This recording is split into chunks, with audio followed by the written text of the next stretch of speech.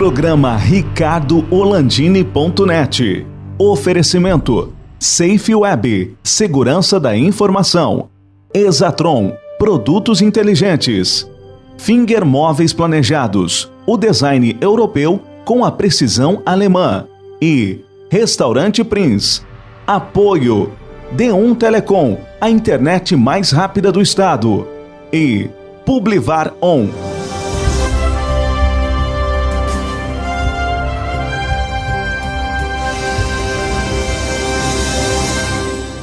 Alô, amigos, estamos começando mais um programa RicardoOlandini.net. A nossa convidada de hoje é a doutora Patrícia de Mello Sanfelice, que é procuradora do Ministério Público do Trabalho aqui no Rio Grande do Sul. Ela é coordenadora nacional da Cor de Infância. Nós vamos falar sobre isso, né? Nós estamos no século XXI, gente, e ainda tem trabalho escravo e trabalho infantil. Mas antes disso, antes de falar sobre trabalho escravo e trabalho infantil, que é a tua área de atuação, procuradora, vamos falar um pouquinho da atuação forte, persistente, institucionalmente falando. Já há algum tempo o Ministério Público do Trabalho está atuando muito forte aqui no Rio Grande.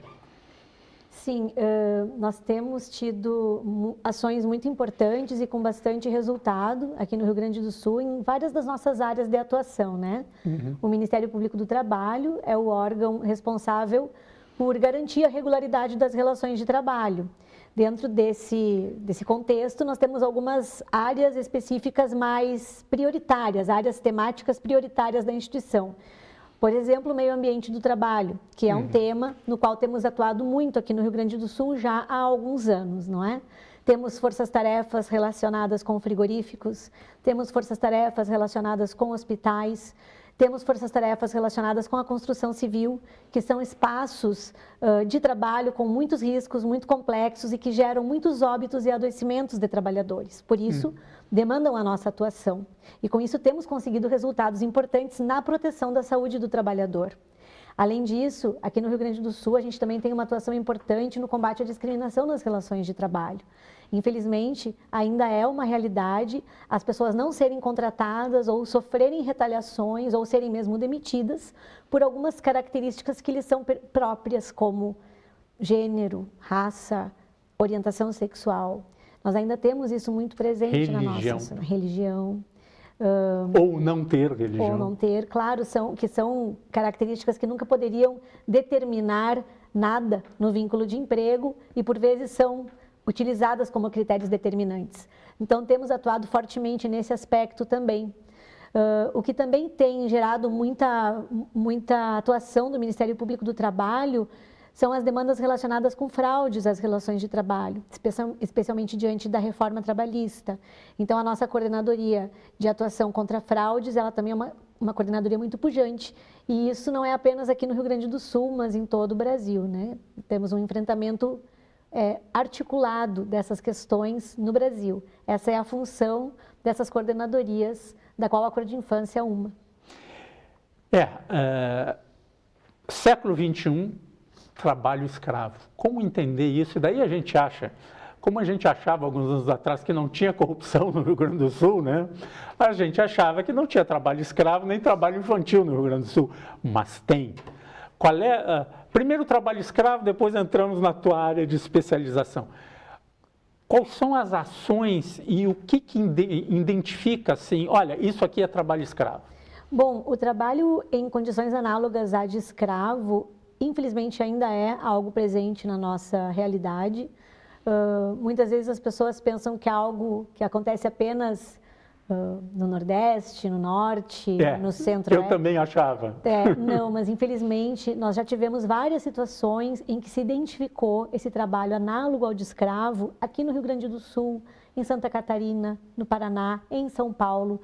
Então é algo que está disseminado no Brasil e se caracteriza por de algum modo retirar a liberdade do trabalhador, como por exemplo retendo sua documentação ou lhe fazendo devedor do que ele recebe a título de alimentação para exercer o trabalho. Ele já entra, começa a trabalhar e já está devendo para dormir, para comer. Exatamente. E também se coloca nesse mesmo contexto aquele que é encontrado em condições degradantes de trabalho, né?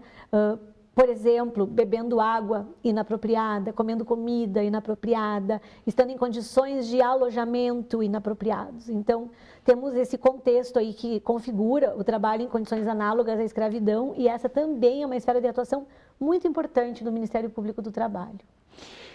Patrícia, vamos lá, aquela dor que a gente achava que não tinha aqui no Rio Grande do Sul, mas eu já acompanho há anos o trabalho do Ministério Público do Trabalho aqui no RS. Meu amigo Flávio Portela lá trabalha com vocês, lá sempre me mantendo informado das ações que vocês estão fazendo.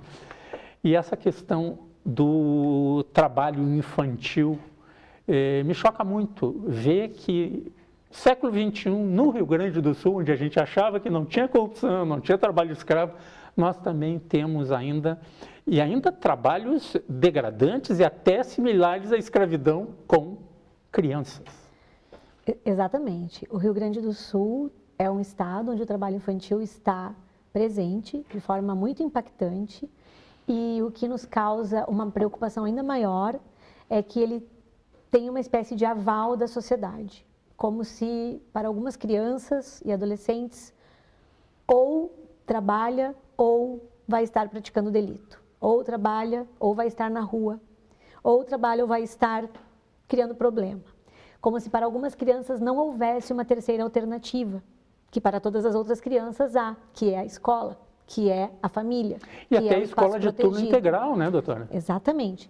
Então, a gente tem trabalhado muito na tentativa de fazer com que as pessoas percebam que o trabalho infantil é combatido porque produz muitos riscos, muitos problemas para a pessoa que é colocada nessa condição. Então, uma criança que trabalha, um adolescente que trabalha antes da hora, está sujeito, por exemplo, a adoecimentos que só serão percebidos no futuro, mas eles são pessoas em formação, inclusive fisicamente. A coluna está em formação, a percepção visual está em formação, a própria pele está em formação. Então, eles não têm a mesma capacidade de reagir a certos riscos que são próprios do ambiente de trabalho como um adulto. Eles vão ter uma reação diferente, por exemplo, se expostos a agrotóxicos. E, infelizmente, no âmbito rural, nós encontramos muitas crianças trabalhando. E elas estão muito mais sujeitas aos malefícios dos agrotóxicos, porque elas vão absorver isso com uma força maior. Por exemplo, se nós colocarmos uma criança ou um adolescente a trabalhar em condições ergonomicamente inadequadas, ou em qualquer trabalho que eles vão eventualmente exercer, em pé, sentados, eles vão estar colocando a sua coluna, que está em formação, numa condição de exigência que ela não está preparada para receber. Se nós colocarmos uma criança e um adolescente para trabalhar com máquinas, nós estamos potencializando o acidente, porque eles não conseguem ter a percepção visual plena que só se alcança aos 18 anos. Então, nós temos diversos aspectos físicos a considerar para dizer que a criança e o adolescente não podem trabalhar. E há também as questões psicológicas, porque uma criança e um adolescente que são colocados nessa condição, eles assumem responsabilidades que não são suas. E isso vai gerar baixa autoestima, isso vai fazer com que eles tenham dificuldade na escola, e tendo dificuldade na escola, muito provável que abandonem a escola, e com isso percam aquilo que é próprio da infância, a capacidade e o direito de se desenvolverem suas habilidades, de brincar, que é algo fundamental na construção de várias características da pessoa que são fundamentais para a nossa vida, como a empatia, como o lúdico, como a criatividade, como a capacidade de imaginar. Tudo isso está vinculado ao que é ser criança, que é brincar, ter a oportunidade de descobrir o mundo, ter a oportunidade de ter lazer, de ter a oportunidade de estudar. Uma criança que trabalha, ela perde todas essas oportunidades. E nós não podemos achar isso natural, porque nós estamos roubando dessa criança o direito de ser criança. Por isso nós insistimos muito e temos procurado refletir junto à sociedade sobre por que o trabalho infantil é proibido. Não é apenas porque está na lei porque tem consequências muito sérias e muito severas. E é um investimento, né? Doutora, eu tenho não vamos falar nomes, porque nessa época não pode dizer isso aí, mas eu acho que fora da educação não tem salvação. Educação, ensino, dar condições do jovem mudar, os presídios estariam vazios hoje. Eu tenho convicção disso aí. Se nós tivéssemos um melhor tratamento... Olha, os 2 últimos anos que eu fiz do 2º grau era turno integral, era de manhã e de tarde.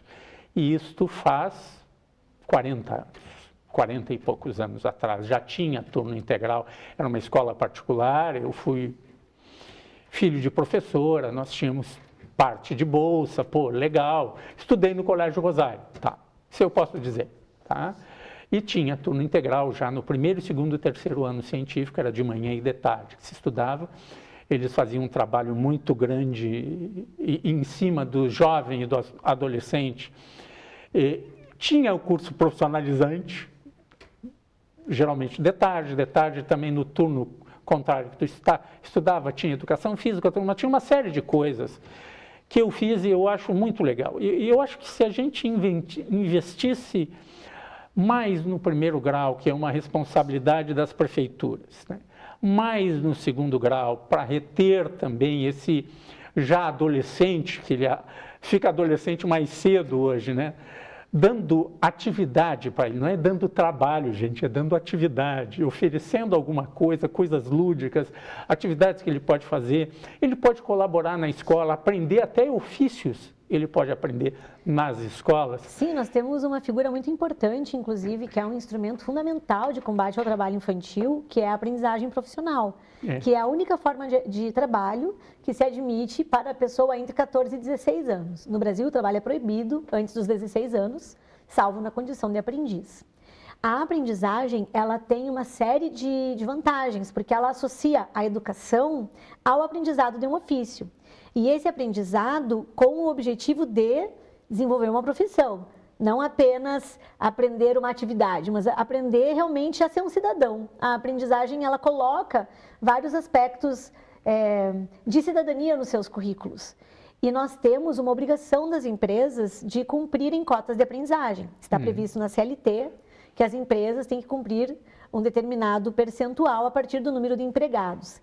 Se nós tivéssemos um cumprimento maior das cotas de aprendizagem, nós certamente teríamos maiores opções, mais alternativas para os nossos adolescentes e jovens, que muitas vezes se veem sem alternativa, justamente pela inexistência dessa escola em turno integral, pela inexistência de um estímulo maior à educação. A aprendizagem profissional acolheria esses jovens e daria a eles a oportunidade de um futuro diferente. Então, a gente precisa divulgar também o quanto a aprendizagem é importante e o quanto ela poderia ser mais proveitosa se nós tivéssemos uma ocupação maior das vagas que de fato já existem. Nós temos no Brasil quase 1 milhão de vagas de aprendizes. Mais da metade está ociosa. Doutora Patrícia, nós vamos fazer um rápido intervalo e já voltamos.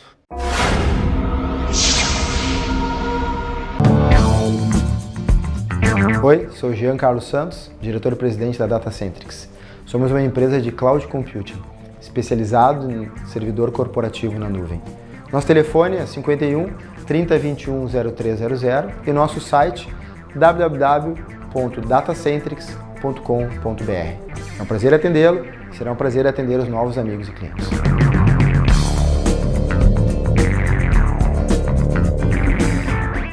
Há mais de 50 anos, o restaurante Prince oferece a seus clientes o original sanduíche aberto, os filés à milanesa, recheado, grelhado, com molho de nata, acebolado ou alho e óleo. Aberto nas noites de segunda a sábado, é perfeito para o happy hour e jantares entre amigos e família. Restaurante Prince, Dom Pedro II, 1469. O endereço pode parecer novo, mas a mostarda continua muito forte. Teleentrega 999613795.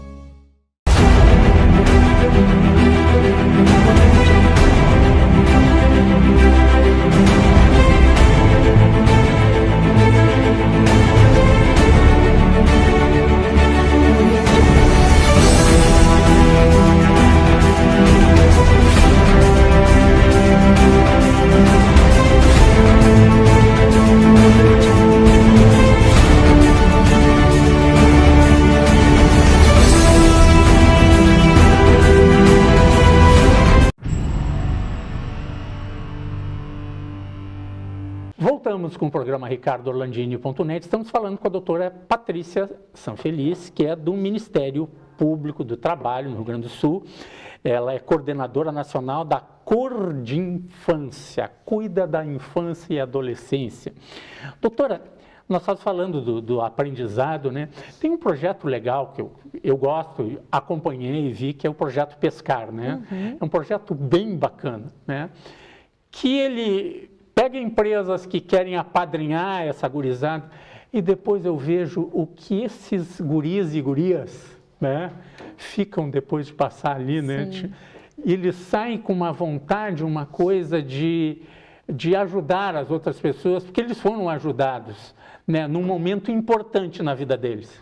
A Fundação Projeto Pescar é uma importante instituição formadora de aprendizagem e existem várias outras, especialmente aqui em Porto Alegre. Nós temos inclusive um fórum municipal de entidades formadoras que apoiam a aprendizagem e desenvolvem a aprendizagem profissional.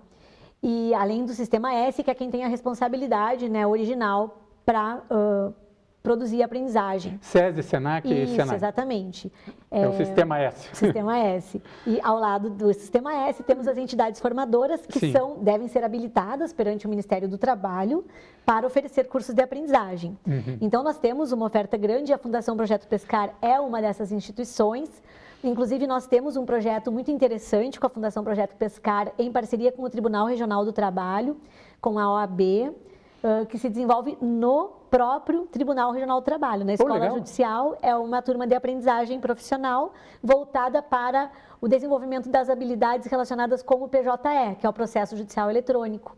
Essa turma já está, esse curso já está na 2ª turma e nós estamos começando a 3ª agora. Então, mostra realmente que a aprendizagem é um instrumento muito importante. E nós temos uma outra iniciativa que aqui no Rio Grande do Sul é bem presente, de aprendizagem voltada para adolescentes e jovens que estão em cumprimento de medida socioeducativa. E também para jovens e adolescentes que se encontram em acolhimento institucional, que são aqueles adolescentes e jovens numa situação mais vulnerável, não é? São aqueles que por alguma razão foram retirados de suas famílias. E outros que, por razões que não nos compete avaliar, praticaram algum tipo de ação que lhes levou a cumprir uma medida socioeducativa. Esses dois públicos, eles muitas vezes se comunicam, porque muitas vezes o acolhimento e o cumprimento da medida socioeducativa estão vinculados. São dois públicos de adolescentes e jovens que sofreram muitas violações e sofrem ao longo de sua vida. Então, eles têm a possibilidade de fazer um curso de aprendizagem profissional, é dar a eles a possibilidade de ter um futuro diferente. É dar a eles a possibilidade de abraçar um caminho diferente, de ter uma outra história. E nós temos alguns resultados já bem impactantes aqui, de pessoas que a partir da aprendizagem realmente mudaram sua vida. Eu estou falando tudo isso para que a gente possa ter a oportunidade de apresentar o quanto a aprendizagem é positiva, como ela pode dar bons resultados. E às vezes até ajudar nas mudanças que a gente espera que a nossa sociedade receba. Doutora Patrícia, há muitos anos atrás, eu tenho um amigo que é grego. E ele me contou uma fábula dos gregos, não sei se é dos gregos, de quem é, também não interessa. Estava lá o avô agachado, plantando tâmaras. Tá? E o neto menor chegou: vô, o que tu está fazendo aí plantando uma tamareira? Leva mais de 100 anos para dar um fruto. Daí o avô disse para o neto: alguém plantou para que eu comesse. Sim.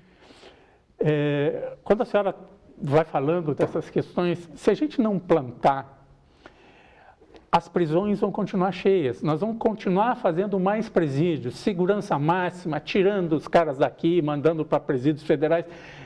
Isto é uma solução momentânea, gente, porque não resolve o problema. O problema é nós mudarmos a maneira que a sociedade trata o jovem, o adolescente, essas crianças vulneráveis. Nós criamos este mundo, nós que criamos isso aí. Exatamente. Então, nós podemos ajudar a mudar. Eu conheço pessoas que são advogados hoje, que são juízes, tá? Que são militares, coronéis da brigada, generais do exército, que foram de lares pobres que tiveram todas essas vulnerabilidades, sofrendo tudo isso. Tem médicos de todas as profissões. Por que esse cara, o que ele é diferente do outro lá? Porque ele teve uma oportunidade. Alguém estendeu a mão para ele. Só que isso, Ricardo, na minha opinião, precisa ser algo institucional, que não dependa da solidariedade. De Estado. Tem que ser algo institucionalizado. E não de governo. E a aprendizagem, ela está institucionalizada, porque ela está prevista na lei. Entende então, o que eu falei? Exatamente. Uma coisa de Estado e não de governo. Não me interessa quem é o governador. E não, acho que a gente precisa sair da lógica do assistencialismo e entender que a gente está falando de sujeitos de direito, pessoas que têm direitos que estão estampados na Constituição Federal e que não estão sendo cumpridos. E é um público, a criança é o sujeito de direitos mais protegido pela Constituição. O artigo 227, quando fala da proteção à infância, estabelece que é dever de todos proteger a todas as crianças. Ele não diz que essas crianças nós vamos proteger de um jeito e essa de outro. Todos nós, sociedade e Estado, devemos proteger todas as crianças de modo integral e absoluto, porque é um sujeito em formação que precisa dessa proteção. E é o nosso futuro, né, doutora? Exatamente. Então, a gente está falando de direito. A gente não está falando de... Eu acho que a gente não deve entender isso como algo que a gente possa ou não fazer. A gente tem o dever de fazer, de proteger a infância. E a infância de qualquer criança. No momento em que a gente perceber isso enquanto sociedade, a gente tem chance de ter um futuro diferente. Enquanto a gente não tiver essa compreensão de que todas as crianças representam a mesma coisa, todas as crianças representam o que será do dia de amanhã, a gente não vai ter um dia do amanhã diferente. A gente sempre vai repetir a mesma história. E nós já sabemos que essa história não está dando certo. Já diz outro amigo meu, né? 2 erros não vão fazer um acerto. Exatamente. E a gente tem instrumentos legais para isso. Só que a gente precisa, como você falou antes, levar a infância como uma prioridade e a educação como uma prioridade, porque ela está vinculada à infância. Se a gente tiver uma educação de qualidade que envolva a criança e o adolescente, nós temos uma grande possibilidade de mudar a vida das crianças e dos adolescentes que hoje não têm essa possibilidade. E doutor, uma coisa que eu vejo assim que talvez seja um grande mote para ajudar isso aí é unir mais as entidades, o que puderem fazer para unir mais as escolas, as universidades com a indústria, com o comércio, com a área de serviços, que eles possam fazer uma parceria com as entidades de classe para pegar essa juventude toda que está aí, de varde, como a gente fala, né? De tarde não faz nada, de manhã não faz nada. Olha, vamos fazer atividades e despertar para o cara ser um advogado, ser um jornalista, ser um médico, ser um comerciário, ser um bancário, não sei. Nós temos no Ministério Público do Trabalho um projeto que tem exatamente esse viés e essa intenção, que é o projeto Resgate à Infância. Esse projeto se estabelece em 3 eixos de ação, que é a profissionalização, a educação e a construção de políticas públicas. Em cada um desses eixos, nós conversamos com diferentes setores da sociedade. Na educação, nós conversamos com as escolas, tentamos sensibilizar e capacitar os educadores para que compreendam o trabalho infantil como uma violação de direitos, que não aceitem o trabalho infantil como uma possibilidade para nenhuma criança ou adolescente e que consigam passar essas informações para as crianças e os adolescentes com quem estão trabalhando, para que eles, por sua vez, levem para suas casas. Isso nos permite sensibilizar a sociedade em torno do tema. O eixo profissionalização, nós dialogamos com as empresas, sensibilizando, buscando sensibilizá-las para a importância de que cumpram as cotas de aprendizagem que estão previstas na lei, para o que isso representa, não só para a empresa e nem só para o aprendiz, mas para a sociedade também. E temos o 3º eixo, que é a construção de políticas públicas, pelo qual dialogamos com os municípios, para que eles percebam a infância como um aspecto prioritário da gestão, que merece atenção da gestão de modo prioritário, e com isso nós tenhamos políticas públicas mais eficazes para as crianças e adolescentes que estão em idade que não pode haver aprendizagem. Até os 14 anos nós precisamos de atividades que envolvam essa população jovem, essa população infantil. Atividades que lhes interessem, nós precisamos de vagas de creche, nós precisamos que os pais e as mães possam ir trabalhar com tranquilidade e deixar os seus filhos com tranquilidade. Nós precisamos entender que o trabalho infantil ele está vinculado a um problema de vulnerabilidade familiar. Qual é a criança que trabalha? É a criança que, de algum modo, a família precisa daquele aporte, daquele suporte, daquele apoio. Não é a criança que não precisa, geralmente, né? Se a gente for observar as pesquisas sobre trabalho infantil, nós veremos que existe um corte social, existe um corte de gênero, existe um corte de raça, existem representações. A maior parte das crianças e adolescentes que está em trabalho infantil é negra. A maior parte das crianças e adolescentes que está em trabalho infantil é pobre. Então, nós não podemos analisar esse problema sem levar em conta esses aspectos. Nós não vamos resolver o trabalho infantil se não resolvermos a vulnerabilidade das famílias. Então, tudo isso deve ser levado em conta. É o que a gente procura fazer no diálogo com o município, no eixo políticas públicas. Doutora Patrícia, quem quiser entrar em contato com a senhora, quer uma orientação, uma palestra, prefeituras, entidades, como entrar em contato com o Ministério Público do Trabalho na sua área que cuida da infância e do adolescente? Pode entrar em contato com a nossa procuradoria aqui na 4ª Região, em Porto Alegre. Tá, eu estou botando aqui o endereço eletrônico, o telefone. Isso, perfeito. Pode pedir para falar com a minha assessoria ou falar com a assessoria de comunicação, que eles encaminham essas solicitações conforme... Lá com o Flávio Portela. Isso, pode ser com o Flávio. Doutora, muito obrigado. Muito obrigado. Obrigada. Sucesso para nós, o trabalho de vocês nesta área é muito importante, porque é o futuro do país, né? Educação, educação, educação, né? Assim a gente vai ter um futuro melhor. Muito obrigado. Até uma próxima.